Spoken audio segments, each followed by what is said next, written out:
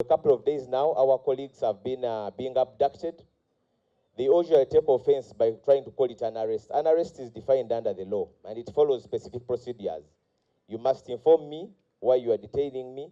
You must inform me of the charge. You must allow me access to a lawyer. You must detain me in a gazetted place. And most importantly, you must produce me in court within 48 hours. Where you arrest me in civilian clothes, keep me incommunicado or in an ungazetted facility, deny me access to any of my relatives or lawyers, you don't tell me the reason for charging, that is not an arrest, that is an abduction. Sadly, that it's now being done by the state. So many of our colleagues have been filing applications in the High Court for purposes of producing them dead or alive. This morning, one of the people who were first arrested, Chinobera Rashid, arrested on 10th of this month, who was abducted on 10th. His application came up before the High Court this morning. The state asked for some more time to talk to their torture masters, whether they have these people. And the court has since given us tomorrow, to go back tomorrow at 1. And a number of our colleagues who are still there, like Rovans and Kayabula, whose whereabouts we don't know yet, we are following the same procedure.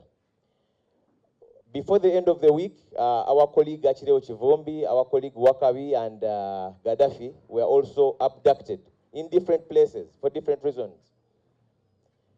We have since learned that Achireo was taken to his home for what they still call a search. I've talked to him. I've seen him this morning together with Smart. They were detained at CPS Kampala. Actually, they told me that when they were brought into the cells, Gaddafi was there, but he was whisked out at midnight on Saturday night, and to places we don't know.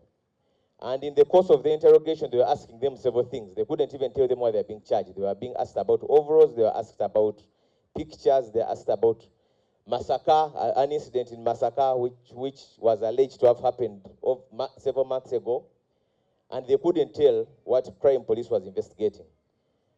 Shortly when I left, I learned that they have been driven to massacre.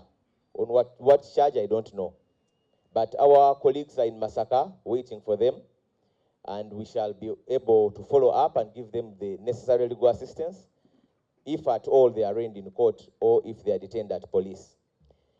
Police has purported to, as the statements they released, to call what the raid they conducted here as a search.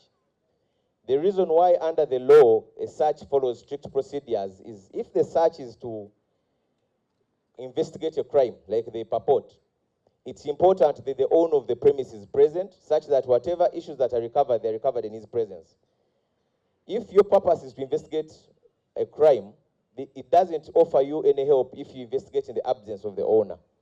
In this case, even if they claim to have had a court order, which we've not seen anywhere, for an organization with known leadership, with known legal representation, it was just imperative that they should have been here, serve them, and then carry out everything you want to do in the presence to give it at least a cover of legality. So what happened has no standing within the law.